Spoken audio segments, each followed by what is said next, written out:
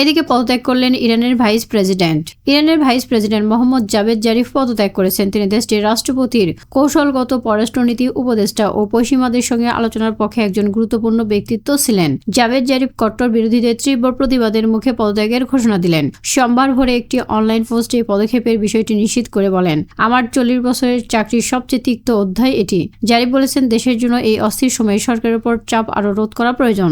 এজন্য বিচার বিভাগীয় প্রধান গোলাম হোসেন মোহসিনী এজেই তাকে পদত্যাগ করে বিশ্ববিদ্যালয়ের শিক্ষকতা চাকরিতে ফিরে যাওয়ার পরামর্শ দিয়েছেন। এদিকে আজ কায়রোতে আরব সম্মেলন হতে পারে গুরুত্বপূর্ণ সিদ্ধান্ত।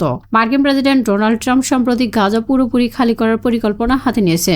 এটি মোকাবেলায় আজ মঙ্গলবার মিশরের কায়রোতে আরব লীগের নেতারা বসেছে সম্মেলনে। ট্রাম্পের পরিকল্পনা বিকল্প হিসেবে ফিলিস্তিনিদের অধিকার সমুন্নত রাখা ও গাজা বসবাসযোগ্য করে তুলতে এই বৈঠকে বসেছে তারা। ফিলিস্তিনিদের রেখেই গাজার পুনর্গঠনের একটি পরিকল্পনা তৈরি করে ফেলেছে মিশর।